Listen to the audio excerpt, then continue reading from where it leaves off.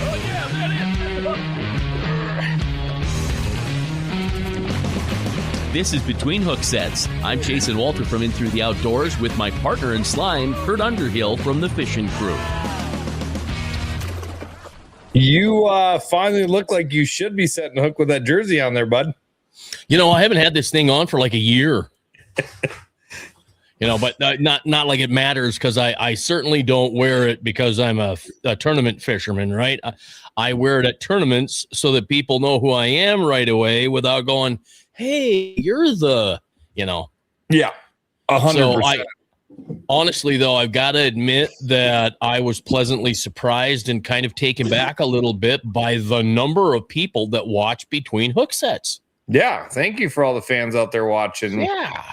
I've been telling you for a while that there's a lot more than we think watch this show. So I guess so. Like I tell all of them, thanks for watching. Thanks for, being loyal about it. And, we're not trying to be famous. We're just trying to have a ton of fun. And you know what? Jeff's popping in here. Let's do this real quick and get to him, because there's a story to tell, right? So let's get Jeff in here and say hi. How you doing, bud? Hey guys, how are you? Thanks for having me on. Sorry, I'm a little late. Hey, you know what? That's okay. Honestly, no. I mean this in a good way. It's the longest weigh-in I think I've ever stood for, because my legs are so tired. But there were 160 boats. There were a few things going on, but so what? It was really actually a pretty good day out near that big old Walleye Up statue and in front of the National Walleye Tour trailer. So I don't know. We never had a chance to talk. You haven't had a chance to talk to anybody. Some the first day up. Yeah, so I mean, the first day was probably better than we anticipated, just based on what the guys were saying at the rules meeting last night. I mean, some of them were talking about, they saw a they're looking at a snake over by the truck. Sorry. A lot of them were talking, they hadn't seen a walleye all week, or they just, caught one, or, and some of that is just talk sometimes. But I do think it's been tough for the anglers. And today we saw, not a ton of really big baskets, but we saw enough of the 3 to 5 fish under baskets that it's going to keep guys interested and possibly even in it for a check. And those that are trying to qualify for 27, it's what they need to keep themselves in the hunt. And how many positions are you paying? Because I had a few people ask me in the crowd. Yeah, I actually don't have. I don't want to say the wrong number. I don't have it out in front of me at this 2 seconds, and I've got like half my notes here and other half in a different spot. I don't want to give the wrong spot. But our payouts and stuff like that are all, you can see a lot of the payout stuff online at nationalwalletetour.com. You'll see how it all lays out with 125, and of course with more than that, go down the list. So. Yeah, I mean, I think, I'm guessing, you don't have to answer this. I'm guessing you're probably going to be somewhere in that 35 to 40 slot range, if I had to guess, what you guys, your payout structure is. So, I mean, I don't want to make a shot here, but I'm kind of glad that you guys lost power today. See, it happens to other people. Our last event, we lost power right as the guy put his foot on the first step of the stage, the power went. And I'm like, oh, it's not just us. Like, it's, it's incredible to like go through all of these. And I have dozens upon dozens of events where nothing's gone wrong. Right. But it seems like the ones that get a little bit more attention are the ones that end up, something just goes a little sideways or haywire. And yeah, the loss of power, we were on power here on site, and we ended up starting a generator. And after that, we were fine. But sometimes you just never know what's going to end up happening. And then, really what took the longest was getting guys off the ramp down at Indian Creek. And it's a little bit of a drive in, but getting guys off the ramp is really what took the longest. There's only so many spots there. You got to get out. You got to strap down at least enough to get to town, things like that. So it takes a little bit of time. Anytime you don't pull into a marina or pull right out to weigh in, it just adds that factor. You can't, I mean, tomorrow it might be seamless and it's just boom, boom, boom, boom, boom. The next time it's like, where are they all at? Like, why do I got 1? I got 7. Now I'm waiting on 10 more, unless they're right there. I tell people, like, weigh-ins are going to start 3:00. That's what time we start scales. But that doesn't mean we're going to be a steady flow. And as much as we try to make a steady flow, that factor of when you have to drive. Yeah, right. Well, and honestly, we got very lucky that Dylan Nussbaum was at the end of the line for the most part, because that brought the excitement. Bo came in with 26.9 before anybody even got there. Yeah, it was. I think Cardenas even said, "I never got a picture of Bo." Yeah. And then Dylan comes in with 28 even and a couple of really nice fish, and it feels like it's maybe his year this year. I mean, he's obviously, he's always in the hunt, right? He's always got an opportunity there. And knowing Dylan from a number of years back, running NTCs, he's fishing with his dad, and they even fish some MWCs, things like that. It's really neat to see that progression. And I can, I look at him, Austin Tomasek, some of these younger guys that really have got a crack at. There's a chink in the armor somewhere, that these guys can get in yet. And with all the talk here of anglers having to go to maybe some old school tactics just to find some fish, you look at the top few boats, they're still doing what is really the hottest thing right now, and that is scoping fish and sharpshooting them, Oh, yeah, but it's interesting to listen to them talk individually, because basically the talk is the same. That short bite, that rod loading up, you think it's there, you go to set it, gone. Yeah.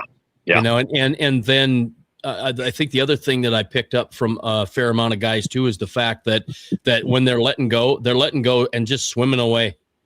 They're not speeding off. It's all kind of a lethargic kind of deal, and that surprised me. I thought the sun coming out and no wind might help today. I don't know if it hurt. I don't know what hurt, but something turned off for a lot of these guys today. Yeah, and I don't know what this wind's going to change. And we heard a lot of talk about water conditions changing. Certainly that could really have a huge effect on the plan that these anglers go in with. And without really knowing all of the details of Dylan's day, or Bo's day for that matter, coming into the day with the wind already there, they might be chasing bites just like everybody else and struggling too. But that's what makes it exciting to watch. Yeah, I mean, I people that said it was a tough day, I mean, 28 pounds on 5 fish with only 2 over 20 is a banger bag with 26 in second, 25, 24, 24, 22, 22, 21, 21, and 21 to make the top 10. Yeah. Like, dude, the bite is incredible. Like, I mean, it really, the big fish are there. I mean, I was watching on live. I'll be up there tomorrow afternoon to watch the weigh-ins, but wow, what a good weigh-in. And people, you had Chad come in with 3 fish for 19 pounds. Right. Yeah. Right. Like, what the, I do like his comment that he gets paid to catch slots all day, and I'm going to throw a jab at Chad right now because I know he watches. Yeah, you failed today. You're not getting a tip if you can't catch slots. Come on, bud. But no, I mean, it's incredible. The fishing. I mean, show me last time Mobridge weighed 28 pounds for 5 fish. Right. Yeah. Right. And all the times you've been there, I remember what was the NTC there the last time I was there. It was, one team caught a limit all 3 days. One team. Yep. And now you're looking at, there were big fish caught, but they weren't catching slots. Yeah. Or guys were catching slots, and it didn't matter. They could make the cut. The other interesting thing is there were a few pre-spawn walleye caught today. Yeah. There were a couple of big females that were caught, which that surprised me. Yeah, and I was even surprised at some of the water temps, and it seemed like there was kind of a swing in water temps depending on where you were at. We were trying to get our tanks as dialed in as possible, and it seemed like every person we asked had a wildly different water temp. And so I'm sure that has a lot to do with whether or not those females are holding on yet. I don't know exactly what your spring looked like out here. Quite often you get a trickle type of spawn, and then there's always going to be a percentage of fish that don't spawn. They just reabsorb the eggs, and that's how they're going to survive for the next year. So, we went 90 to blizzards to 80 to 40s. I mean, we haven't had a steady week at all. You get 2-3 days of warm, and then it goes to absolute cold. You look at the extended forecast, like finally, and then all of a sudden you get close, and it's like, oh, we're going to throw a 31-degree day in there on you. Your frost and freeze warnings. Your freeze warning this morning was. I guess it shouldn't be surprising. We got it in Wisconsin too, but it certainly can mess with any kind of pattern of any sort. So, well, I gotta pop up a picture quick before I forget, because we're talking about Chad Schilling. So, did you give him the mic, or did he take it? Chad takes the mic. That's fine. I don't mind. There are certain guys that I already know are going to grab the mic from me. He's one of them. He was good at the last MWC. He didn't grab it. He didn't grab it right away. But it's totally fine. These guys, this is their playground. This is where they get to have fun, and the banter between all of the anglers it's part of why I really enjoy this job. It's fun to be around that camaraderie, because I think all of these anglers, push come to shove, they would help every single one of them in line, and it's just neat to see those relationships. And I mean, I give my crew a hard time. I understand all of that too. So. Yeah, it's fun to stand there in the crowd and have those guys up behind you or beside you, talking to everybody, so especially some of the younger guys and some of the rookies and things like that. It's really super neat to see. Yeah. So, in your tenure doing this, have you seen a rookie class this big? No, probably not. And I feel like the rookie, sophomore, junior classes that are in here right now are about as strong as you'll ever see. You can think back to 10 years ago, 15 years ago, 20 years ago. You maybe could pick one or two guys out. Right now, I feel like you've got a handful to even, 10 that you'd be like, any given day, they're going to cash a check. Any given day, they're going to be sitting at least with a shot in the hot seat consistently. It's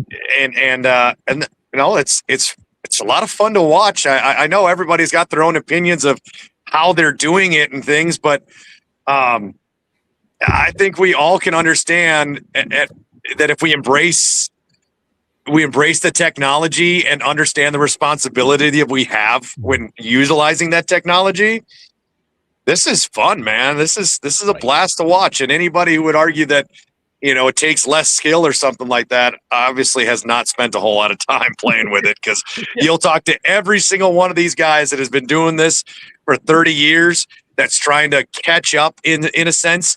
And they'll be like, man, all due respect, I've still got to try to figure it out. And to hear that is just incredible, because you figure they've got it all figured out by now. Yeah, no, not completely. But the good thing is, and I talked to a couple of guys, I think Troy from Aberdeen and another guy. I'm trying to remember everybody's faces and names, and you know how it is. It's not that easy to do. But some of these older guys that are about my age, 55 to 60, that are like, I'm doing this thing. I've finally decided I'm doing it, and I'm glad to hear that. Yeah, absolutely. It's a game. It's evolving. I don't like the fact that some circuits are limiting the technology. Let's just run with it. I mean, it's so dumb. The argument in bass fishing, it was so much more fun to watch them when they didn't have it. The only difference is they went from this to this. Yeah, right. They're back, right? You did nothing. Right. Nothing changed. You still, all the difference is their head was up. Now it's down. It's not, don't use it as an excuse. Don't be a hater on it. Embrace the technology, and it's fun. And look at, like, that goes back to the rookie class comment. I mean, do you take it away? Maybe you'd have this bigger rookie class, but I don't think you would.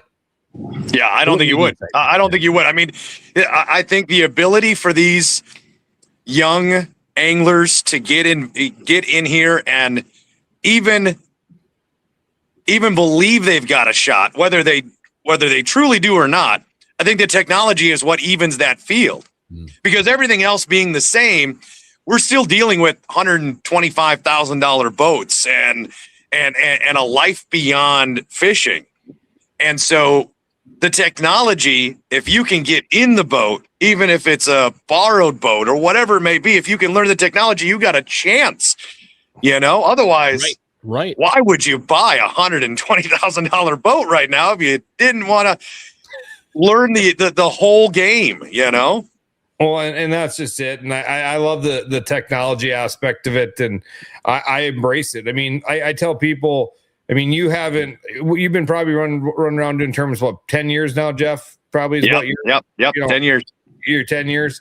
I've been doing this 18 years, and I tell people, when 10 years ago, you were setting up for tournaments different than you are today, right?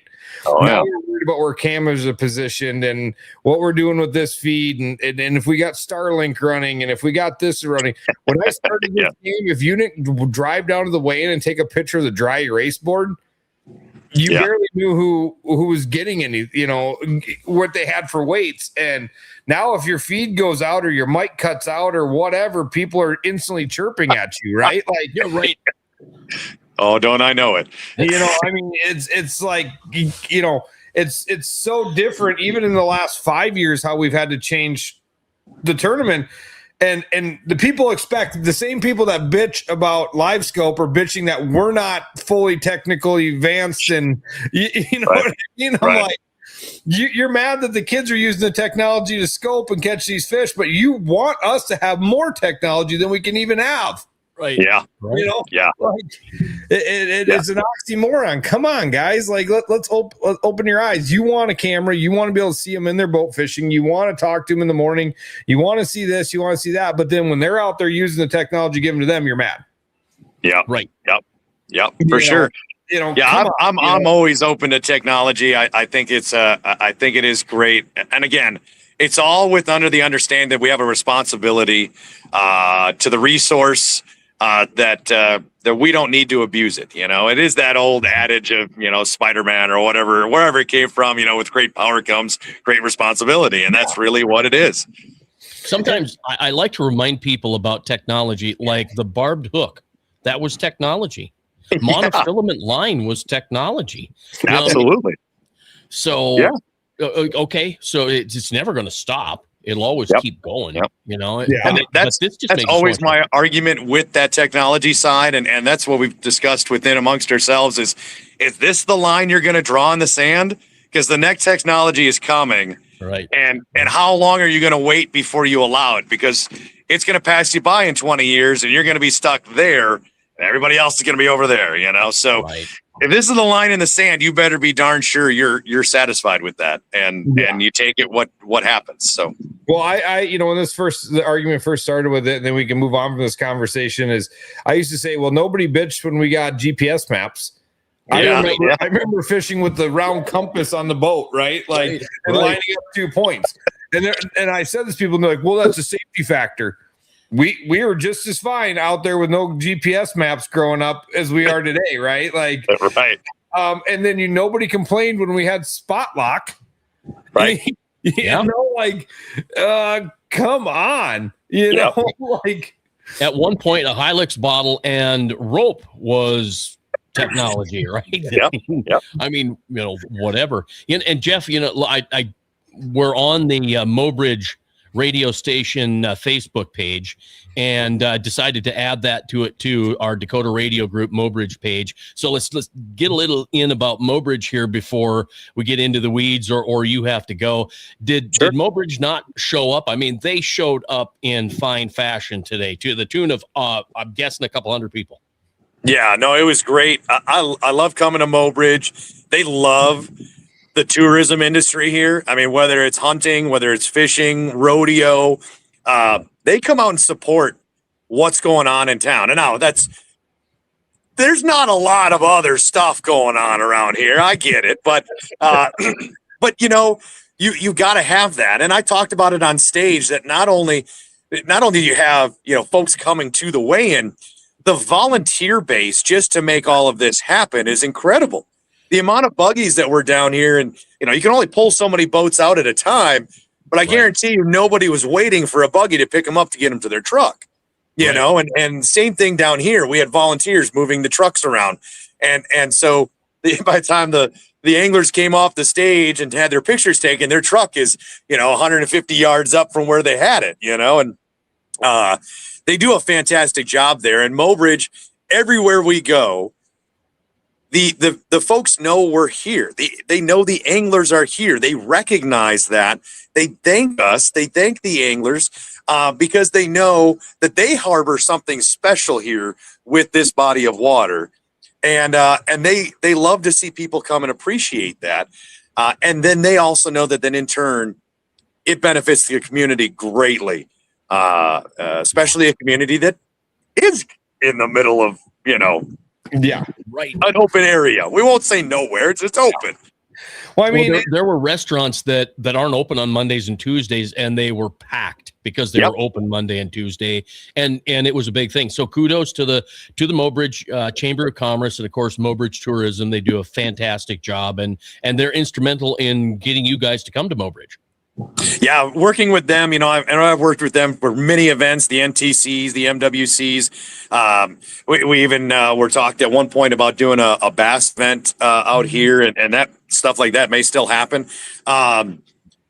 They're just they see the value in having events like this here. They see the value in these anglers coming in and spending their time and spending their money. And I it's awesome to be able to work with. I don't see any of this money personally, so I don't want anybody to think like, you know, anything that's coming around is I'm looking for a paycheck that way or something like that. We're looking for the partnership back and forth for both the National Walleye Tour and Mobridge, Masters Walleye Circuit and Mobridge. You know, all of them because we both benefit. Well, and I think look at this. They brought the Bassmaster Elite Series to Mobridge.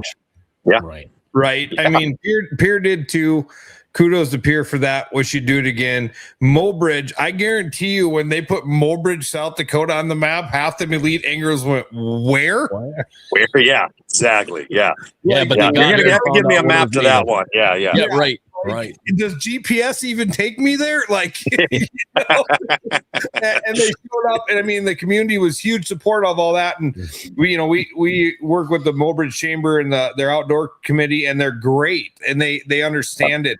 They want the events. They know that it's important to the community, and they go above and beyond for all fishing, hunting, outdoor activities. Because that's what drives their community, right? I mean, that's what drives their community, and it's a really good thing. And like I said, hats off to the city of Mobridge and Mobridge Tourism. And, you know, I mean, how many other places you go have a walleye statue? Right. You know? Yeah, it's only a handful, but none of them have one that looks like this. I can tell you that. The cowboy riding a metal walleye. Yeah. I mean, they put money into that to make that happen down there, to have an incredible place. Just they call it Walleye Way Up because that's where they want to do weigh-ins. I mean, I remember going to FLWs or something when it was up the street in the little square, and then they built this Wrigley area Square, just for this community, just for this deal. So hats off to Mobridge. It's great. Yeah, it's a lot of fun. I mean, 160 boats, probably one of the biggest NWTs ever. Yeah, so I mean, I don't know the full history of it, having started with 2023, but you know, certainly we haven't seen numbers quite like this since I've been involved. It's been a while, I know, since even shortly before 2023 and all that. It would have to be pretty historic from back in the day to get into those types of numbers. We had Mark Ports on last week. And he's like, I'm thinking it's the biggest ever NWT. Now, if you go back to the FLW, PWT, then no, but since the inception of NWT, it's got to be one of the biggest ones, if not the biggest one. And when I heard the number, I was like, what? Yeah. So was I, to be totally honest. See, I mean, you understand the logistics of running an event are based on how many boats you've got to move back and forth, how many people you need to move back and forth, how much staff you have and volunteers you have and all of that. So as that number grows, the logistics grow. You gotta make sure you can handle that type of stuff. And so, I wasn't shocked because Mobridge always shows out. Lake Oahe is hot right now. It's one of those places that is a destination fishery. It's what makes like an NTC so great here is that you've got people from all over the country, grassroots that are able to get here. Obviously, the pro side wanted to come and play here as well. And so 160 boats, it is a great number. It's one of those like next year we're going to this, qualifying. You gotta it'll be cut down into the exclusive group. And I hope that seeing this 160 boats, I hope the guys that are here just for this event, it gives them a little drive to be like, man, this was a lot of fun to be a part of. And they find a way to qualify for this going forward. There are a couple of ways out there that are in the rules at nationalwalletetour.com that folks can find that may give them an opportunity to get into 27. And then those rules will lay out, the 27 rules will lay out what happens beyond that. And hopefully they'll enjoy this opportunity and maybe take more beyond that. So let's get into a little bit, what you guys kind of have out there. If you've got any more insight on what you got, let's talk about what, other than saying we're limited in the field, let's talk a little bit about what the plan is for 2027. And obviously I'm putting you on the spot. So the best of your knowledge and without having your notes in front of you, give us a little, before we get into that, the mayor in Mobridge said he's getting here late. There's a traffic jam in town. Yeah. I'm sure. Yeah. It's, that's good. I mean, the traffic, obviously these boats coming in drove people here, and it's pretty awesome to see. Yeah. Let's go boat. Oh, here, let me pop this up and people will understand. It's going really slow here to pop pictures up, and I didn't have an opportunity to do the whole black screen thing. I'm popping pictures up. Let me do this real quick too. There it is. If you've never seen Walleye up, there you go. And man, everything is just reacting really slow. But back to 2027. Yeah, so 2027. To be honest, what's in our published rules here for 2026. That's the loose structure that they've got set up for right now, and we're gonna get things dialed in as we go through here. There's a whole crew of folks with Outdoor Teamworks that is hammering out those details. There's a train coming through here, so you probably hear that. But there's a whole group with Outdoor Teamworks that's getting that stuff together, and I'll end up, being a part of that kind of on the outside. What's unique about my position is that, as the tournament director for the NWT, I'm not outside looking in, obviously. It's just that the dynamic of where it works is I'm a hired hand through Federation Angler, who's a hired hand through to Outdoor Teamworks. And so Outdoor Teamworks, this is their business. And I try to enforce those rules. As far as what's written for 27, it's in a sense under lock and key for now as they figure out exactly what they want, because they don't want anything getting out there that they need to change or anything like that. And they want to make sure everything gets out prior to the end of this regular season, so that anybody that is looking to qualify, looking to get to that last event, looking to stick that money in, is confident in what they will see going forward when they do qualify. Yeah, I mean, so I obviously kind of break it down for the people watching of it's going to be a limited field, qualifying only, talk about the co-side of things, kind of talk about what is out there to the best of your knowledge, Yeah. So right now we've got it's listed as 55 of the point from the point system here in 2026 that will automatically qualify for the 2027 NWT season. So you finish in the top 55, you get to roll on. You know your spot's locked in for 2026. After that, there's a couple different qualifying ways that you can get in as that pro. And one of the ways is if you're fishing as a co-angler here, in the top number of co's, I think it's top 5 co's, they're going to give an opportunity to those co-anglers to make the jump from co to pro in 2027. If those spots are not taken by co-anglers, those top 5 co-anglers, those spots will roll back into the pro angler side. So if none of the 5 take it, then we're up to 60 in the point structure for the National Walleye Tour, for 2026 National Walleye Tour. We've also got the opportunity through the Masters Walleye Circuit, where we've got a number of pro and co spots because the Masters Walleye Circuit is a team event. They laid it out where they gave the Masters Walleye Circuit, I think it's 5 pro and 5 co spots, I believe, off the top of my head. And is that what it is? I mean, yeah, that's what it is. And so as a team, if you finish in the top points for MWC, you'll be offered those opportunities. And the way that'll work is, let's say you and your partner, you finish as the team of the year in MWC. If you and your partner both want to go pro on the NWT side, that's 2 of those pro spots gone. Okay. All right. Mm-hmm. And then we go down the list. And so maybe by the time we get to, team 3 and 4, there's only co spots left. Or we have teams that don't take that. And those, again, roll back to the pro side on the NWT. Same with the NTC. That opportunity will come here from the 26 NTC up at Sault Ste. Marie, where I think it's the top 3 teams will be offered spots. Same deal. Because that's a team event, you'll have that chance to choose if you want to go pro or come over as a co to get in there. And you're locked in as a co that way. You're locked in as a, in a sense, a priority co if that's what you wanted to do. And then locked in as a pro. And then beyond that, there is a notation that they reserve the right to add spots as they see fit. And there's been conversations around doing a legends exemption or any various amount of reasoning to allow spots to be added, whatever that may be. And again, those are the pieces where that's going to be an outdoor teamwork decision.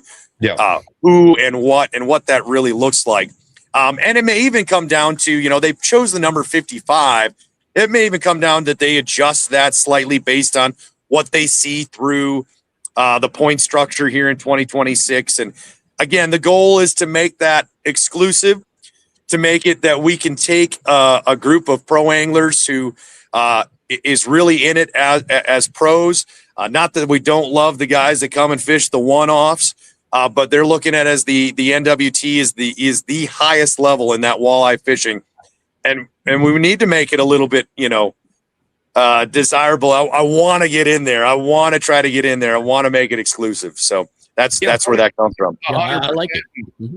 I mean, I think to just out of my guessing and doing tournament stuff is, 55 was basically up until this year was basically the number of touring pros you had. Yeah, it was close. Yeah, it was close. 50 number, Yep. Give or take, over the years, give or take a few, but that was basically the pool of guys that traveled to everyone. Yep.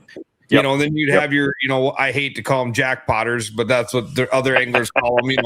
I didn't say that. I didn't say that. I just, the guys who only want to come to one is what I believe I said. Yeah, there you go. I hate when people call them the jackpotters, but the guys that don't have the career to just leave and fish 4 of them, 5 of them, which is kind of sad to see to go. You look at the Schilling crew. I mean, there's a few other guides. Ben Beadle's fishing it, and Hunter Friend, and who knows if they have the time to take off and go fish all the rest? You know what I mean? Like they make their money guiding, so it's tough to go do these things.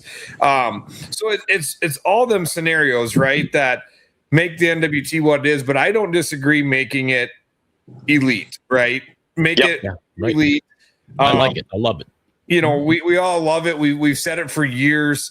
Now I've said this too to the pro anglers, and I'm not scared to say it out loud. Like this, you're not a professional football player. So by going to an elite series, you're not getting paid.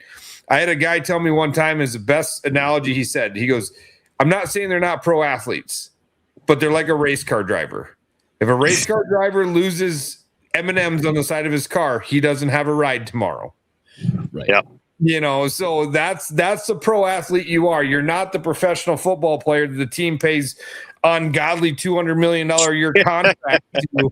You know what I mean? Like, I wish it was. I think everybody here listening, everybody on the podcast wishes there was enough dollars to say, here's everybody's money. You make $150,000 a year and all you do is fish, and you don't got to worry about getting sponsors. But that's not the reality of the world.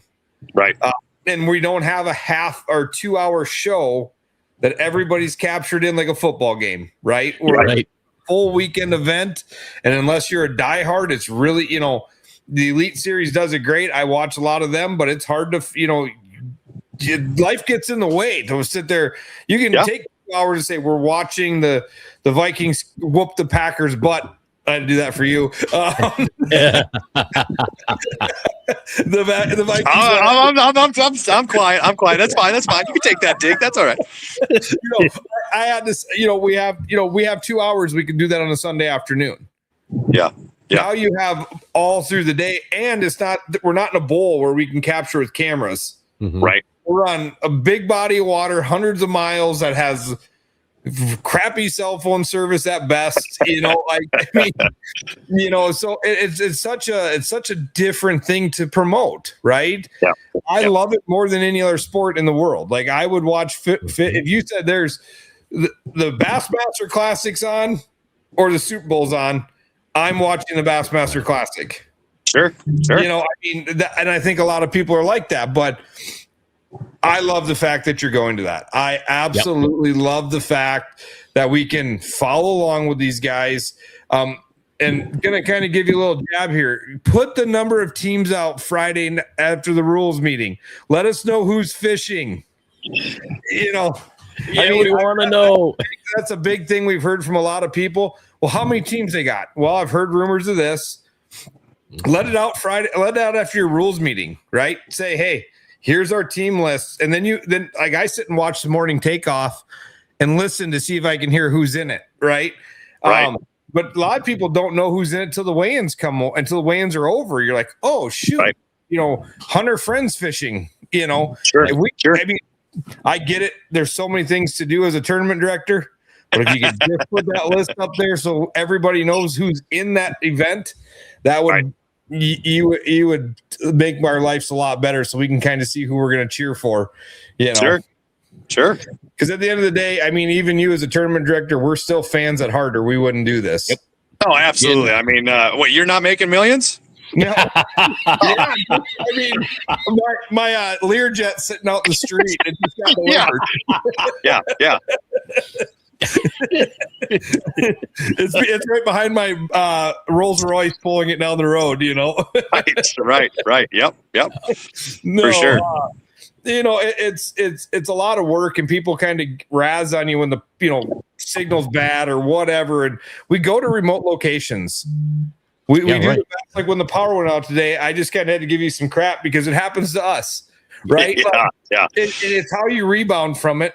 And you guys rebounded very well. Hey, we got a power outage, and it's in today's technology, like we talked earlier, it's not like you can just put the power back on. You got to get Starlink to reboot.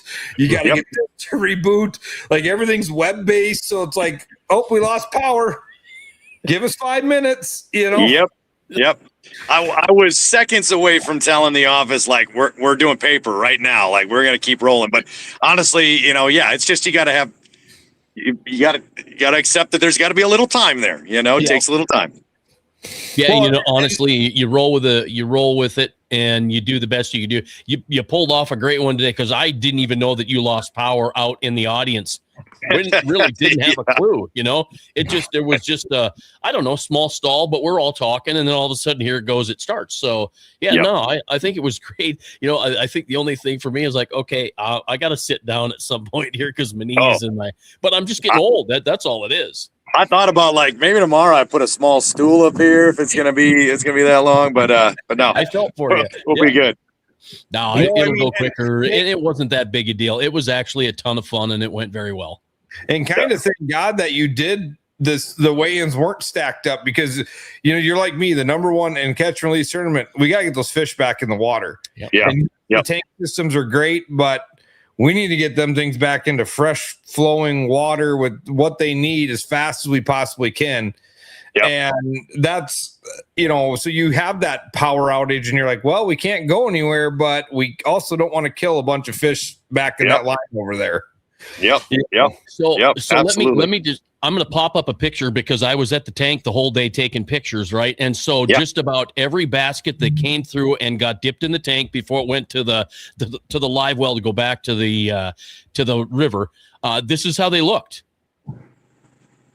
And that's a good looking basket of a live fish. And if you saw the big one, that was one of the biggest fish that weighed today. It was a monster, and it was in great shape. There were 100 and some baskets of fish, and there wasn't a dead one. Yeah, right? There was not. We did not have a single dead fish penalty all day today. The anglers have done a great job. Certainly helps that the water temps are still relatively low. And they're hardy fish out here as well. And I think we talked about technology earlier. I know everybody is going to these different systems, these different formats for these tournaments, but the technology has really been poured into a lot of these live wells and things like that too. Those have changed dramatically over the course of the last 30, 40 years. And they all really do a great job at keeping fish alive. And the anglers, especially your regular touring pros, do a fantastic job. They've got their own ways of doing things to keep those fish alive, because they've been doing it a long time. And the anglers did a great job. My other release boat's coming back. In fact, it's coming down the road right now from doing the last drop.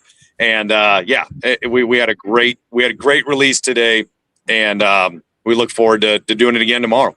It was nice to see a bunch of big fish with their eyes intact. Right? None of the fish came out of deep water. None of them came out dead. None of them came out with their eyes bulged out. Their air bladder bulged out. Nothing. All these fish look super healthy going back into the water. Yep. And I know in South Dakota, it tends to be a little bit more rare to do the live release weigh-ins. All really depends on where you're at and what your logistics are. An offsite, it's a little bit tougher. Fortunately, we've got two really big pontoon boats that are fully set up with a live oxygen system on them. We're completely ready for something like this. So we took that opportunity knowing that we wanted to at least do our very best to put as many fish back into this system as we possibly could. And we really pride ourselves on doing that well. Yeah, you guys got a great setup, and we do pretty much all schedule weigh-ins up till June 1st beside a body of water just to do releases, right? Like we're very anal up until June 1st, and I've had the conversation with the game fishing parks that we could move that date a little bit. Right. Yeah. I think that date could move. I'm not saying we have to make it catch and release year round, because we know when it gets hot and they go deep that we're going to have a high mortality, but we could move that date, because when you wrote that rule, it was maybe a 5-gallon bucket with a bubbler or a tin-sided live well and a tiller. Right. Our live wells, you said it best, have came so far, and the G juice and the tablets and all the fish care stuff that's out there to bring those fish back has come so far in technology that we're looking at a 1994 rule, right. And, 30 years later, we're looking at a rule that they put together in 1994. But let's look at it. Right. And Let's put some effort into it and let's do some studies and let's look at some stuff. And I've said this to them and I've said it on the podcast before, I guarantee you, if you had a Game and Fish and Parks Creo guy there, you would let him stand right at your bump board and take all the data you could possibly get. Right? Absolutely. Like, we would love to have that data because that just helps the system and it helps us in tournaments to get that knowledge built in and get the data around it and look at these fish and learn the stuff. Let's do it. Come on, GFP, let's do it. I guarantee if they called and said, hey, we want to do some, be on your release boat to watch these fish or whatever, you would welcome aboard. Yeah, there's a lot of fishing games, DNRs that we work with across the country, whether we're doing studies and they got to take fish with, do an onolith bone study or they want to do tagging. I mean, we've held a couple of different events in Wisconsin where every single fish that went back had a tag on it. And I've been contacted by those biologists and said, hey, 2 years ago, we tagged this fish. This is how big it is. This is how big it was. And it's really neat to see not only that we can be partners with them, but then also that our system works. There's a lot of talk out there, but truly the system works. Yeah, 100%. And I think that's, it's not rocket science that they need fresh, cold water, right? I mean, right. If it's hot water, they don't need freezing cold water. They need the accurate temperature water. Like you said, we're getting mixed reports of what the temperature is. So we got to figure out how to keep our tanks at that temperature. That's a game, right? That's all stuff we care about. We don't want to throw these things in the back end of a 70s Ford pickup with a tarp and get to the dump and throw them away. That's not what we're out here doing, and none of our anglers want that, right? And fish care starts from the time that fish is caught. Yeah, we had an event a few years ago. We took over that. We changed a bunch of stuff to make these guys have to be forced into taking care of their fish better. We had guys bringing them up in like Walmart sacks and landing nets, and mad they didn't swim away. Well, how long did you have it out of water, guys? Right. We can have the best system in the world. If you give it out of water for 20 minutes, it's not going to make it back. Yeah, I can't bring them back to life. Yeah, absolutely. Yeah, so, I mean, kudos to you guys and your anglers that do take care of it. And like I said, it starts at the angler level. And I think all the anglers out there want these fish to go back. As many terms you've been a part of, how many anglers like, I want my fish to clean after 10-hour day on the a handful at best, and it really depends on where we're at, and it is not a popular thing to do. If we got the opportunity to release fish, everybody's on board. I mean, if you got to kill them, there might be a few people that take them. If it's a release, great. I can go home and get my boat ready for tomorrow. That's right. That's right. I mean, I know you got a bunch to do, buddy. We appreciate you hopping on. Thank you. Tomorrow. And we'll let you go. We're going to kind of kick some stuff around here a little bit, and we'll let you get on your way. And you got boats to back up and probably a dinner to eat. Yeah, right. At some point. Yep, absolutely. I appreciate it, guys. Really do. Glad you guys have this platform to talk about it. I've seen quite a few of your podcasts, and you guys do a great job. And glad to have you guys come and hang out with us tomorrow. Looking forward to seeing y'all. And it should be a great time. I mean, it's going to be a battle. Consistency is going to be key. We'll see what happens. It's fun to see who's still on top. Yeah.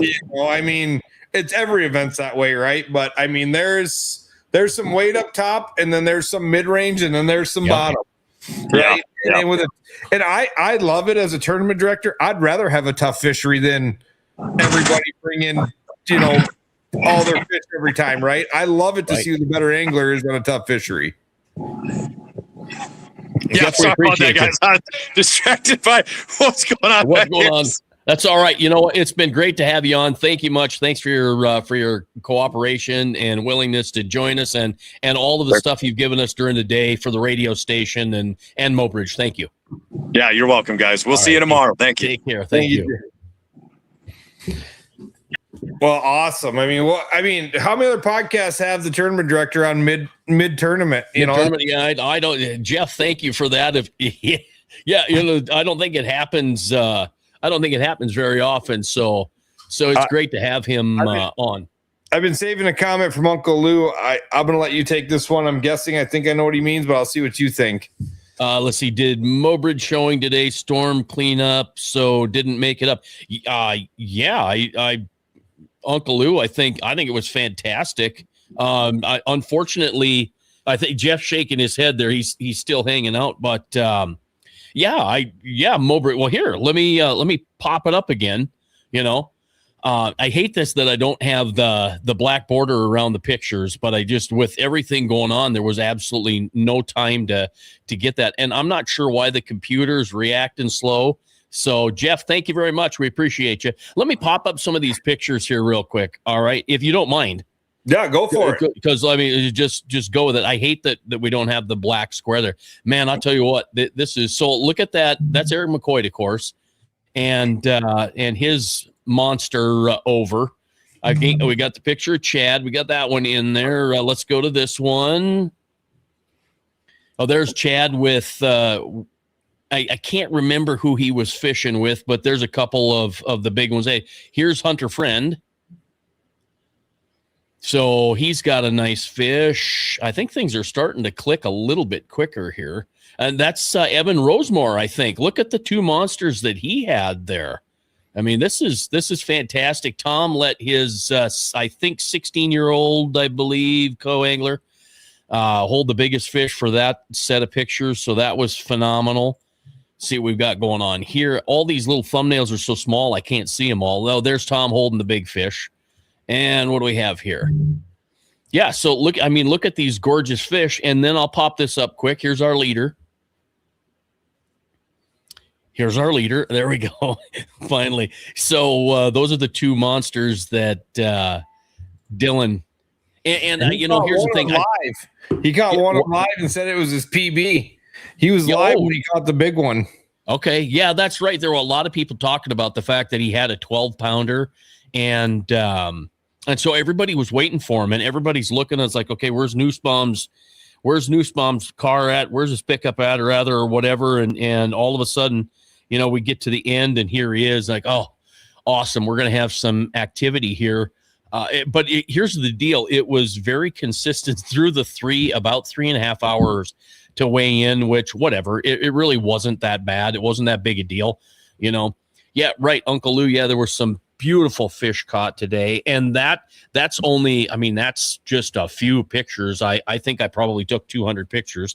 And if I plopped up every picture from every team, I don't think that we'd get sick of looking at the pictures, but there were just a lot of really nice fish caught. And I think the one thing that I took away from the day is the slot fish are gorgeous. The slot fish have bellies on them. They're little, they're little footballs or whatever. They're thick and full and they're gorgeous slot fish.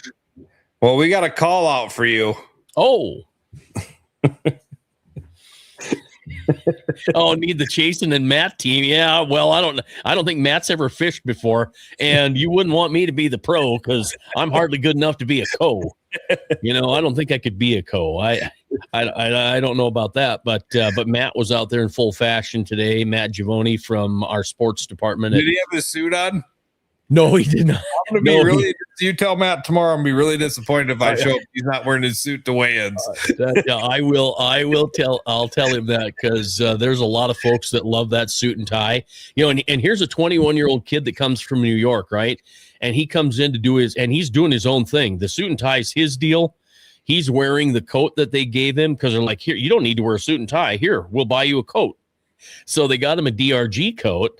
And he wants to wear a suit and tie because he was taught that's how you dress in a respectful working environment. And so that's what he chooses to do. And it's truly amazing.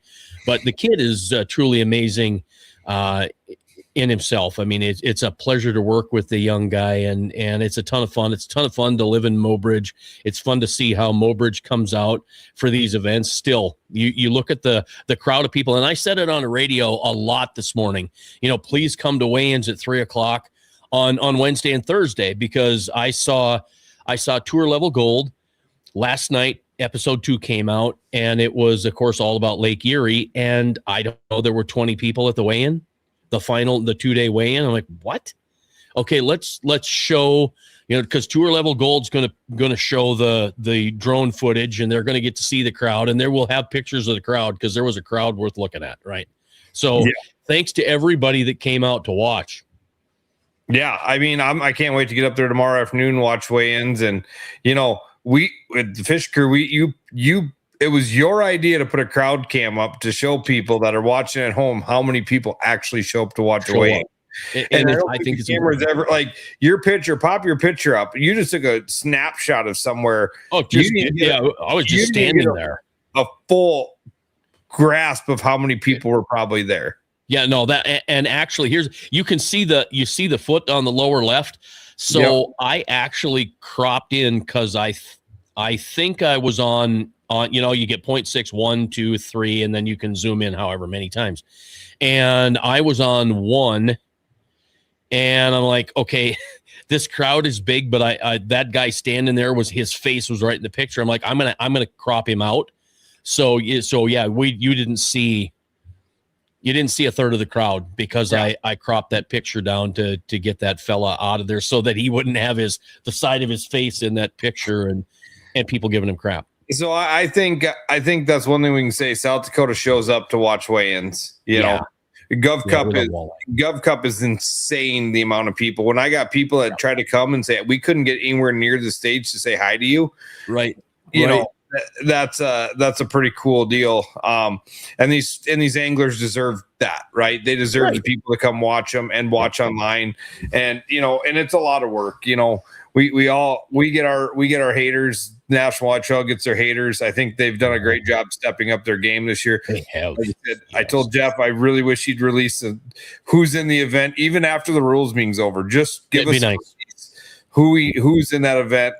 We all kind of know if some of our buddies are there because they say they're there, or you scroll Facebook. You do some people scroll Facebook Marketplace to scroll the doom. I scroll the thing to find who's doing what in Mobridge and who's there, for the National Walleye Trail event. So give us that list because there was guys that fished. I had no idea they signed up. Yeah. I was quite surprised at some of the guys that were there. I didn't expect some of the guys I saw, but they came from everywhere. Yeah. So run down the top 5 or 10 there because you've got it right in front of you. Yeah. So I got Dylan Nussbaum, Michael Hofer at 28 pounds leading it. Bo Schilling, Joe Hartnett, 26.09. Eric McCoy, Brian Folds, 25 pounds. Isaac Lotchett, Jeremy Rowe, 24.12. Nate Netto from Pierre and Reese Brentoff, 24 pounds. Evan Rosemore, Cody Dietz at 22.15. Jason Saul, Jeff Uzzle at 22.4.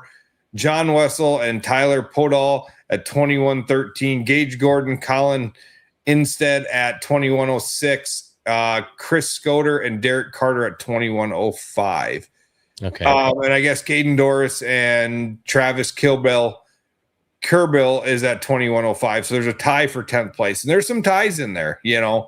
But I mean, you get down into 20th place is Hunter Friend at 18.2. He's 10 pounds out of the lead, but he is clipping at the doors of top 5. Yeah, not out of it. There are quite a few guys that are not out of it that didn't weigh 20 pounds. And when you look at the way the lake was last weekend for the Casino Cup, 22 pounds, an 11-pound big, and total of 6 fish weighed. I think even when I talked to Sheldon Meitinger, he's talking 30, I think he said 35 to 41, something like that. So we're talking 17, 18-pound bags, maybe 19, 20 pounds, whatever. So honestly, for as much as everybody said or complained, or not really complained, but said that the bite was tough, and it was tough. The way the explanation was the same amongst dozens of anglers, it still showed pretty good because we're still looking at, if we double it, we're looking at 55 to 58 points to win it if somebody comes in with another 26 to 28 pound bag. I mean, like I said it last week, 50 to 54 pounds. And right. Yeah. You're all, I don't know how the hell you get that, but you I'm get it. feeling pretty confident on that. I mean, Dylan's a stick. I'm not saying Dylan's going to drop, but 28 pounds back to back. I mean, that's hard. I know. Yep, you're at 54 pounds if he doubles 28 pounds. And to come in with anything over 28 is going to be super tough. But Bo could come in with 28 or 29 tomorrow. Dylan, who knows? I think Dylan Nussbaum has changed the way he fishes. He fishes cleaner. He fishes a heck of a lot better, and he's always been very good at it. So when you say a heck of a lot better, it's saying a lot, but it's not, because he's always been a great angler, but he really shows up super strong. And he's one of those guys that you could say is, kind of sort of always in the top 10, right? Yeah. Well, I mean, I was looking at the leaderboard, and if you go back, give me a second. Let me do this just because I've got a computer open in front of me. I was looking at this today. I took a peek at this today. So if I go back to the Monroe event, right? Okay, so top 10 in Monroe: Austin Tomasak, Dylan Nussbaum. So Dylan's leading. Chad Schilling, Bo Schilling. He's in second. Gage Gordon. You got Gage Gordon, who's sitting in ninth place. Jake Cahy, Eric McCoy, who's sitting in third place. Janice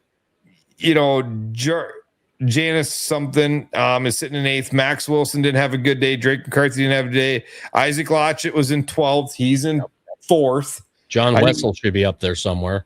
Yep. John Wessel was in 16th after Lake Erie, and he's sitting in eighth. I mean, you've got some very consistent guys that are sitting in the top 10 right now. Yeah, right. Or top 10 in Lake Erie, top 20 in Lake Erie. Yep.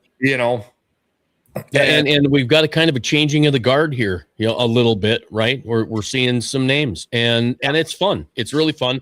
It's fun to watch all the Tom Wynn did not have the greatest day today, and I think he's in the right frame of mind to change that tomorrow. Jaden Wendell, Valley City, came in, I think, with one fish, and hopefully, he doesn't let that bother him, and he just keeps his head down and fishes straight through it. So, I guess you have guys that, Tom isn't phased, right? I mean, Tom, right. Tom can go out and weigh 20 pounds tomorrow, no problem. Yeah. That's Tom Wynn. He doesn't let stuff get to him. I mean, he's sitting in 57th place with 12 pounds.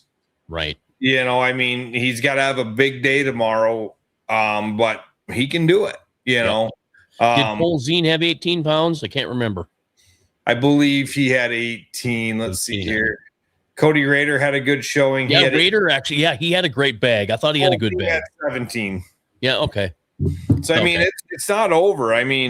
No. Where do we end up? You just asked that. I just scrolled past 18 pounds. I don't remember. 18 pounds. He's sitting in 21st place. Okay, I was going to say 2021, something like that. Yeah. Okay. So you've got some good bags right in there, and that 18-pound mark is not. You're 10 pounds back, but you still got a lot of room to improve. And these guys got to be able to go catch these fish, and especially with how everybody talked practice was with these fish moving a lot. Well, honestly, really evidence of that. Fish moving a lot, right? Because I talked to Tom, and we got into it in length a little bit, and basically the fish are moving, right? And you got to chase them, you got to follow them, and he's good at that. But Tyson Keller, I think, weighed one fish today, one very nice fish, 11-pounder, right, yes, but that's how difficult it was. And here again, I'll say it because they're like, well, what happened? You know what? Walleye fishing, walleye tournament fishing, whatever, it will keep everybody honest. And not everybody is going to be a stick and be on top of their game 100% of the time. Tyson could come out tomorrow and win the thing because he's that good, right? Tom could come out tomorrow and win the thing because he's that good. Some guys had bad days, and it happens. And, and I feel for them, but I also know they're pro enough to go out and give it their best the next day, not let the bad shot bother them and keep golfing, right? So it's going to be fun tomorrow. I'm very excited to see how the fishing goes, and I'm very curious to see who comes in at number 1. And frankly, I'm just as curious to see who comes in 10th and 20th because there's a lot of great anglers fishing here, and only one guy can win it. So, yeah. It's going to be a battle. So, hopefully next week we get the winner on. You know what? I hope so too. I'm going to be standing right next to them because they're going to come off stage, and I'm going to take a picture of them with their fish, and I am going to simply say Wednesday night, 7:00. So I'll try and get their info because you've done that before and not had their phone number. Yep, right on. I will get it figured out. All right, my friends. Thank you very much, everybody, for tuning in. Thank you. And don't forget to tune in tomorrow on the Outdoor Teamworks website. You can catch it on Facebook or on their website. I find it works great on the website. Or come to Mobridge and watch it with us at 3:00. That'd be great. Yep. We'll see you guys there. Thank you much. Yep, we'll see you in Mobridge.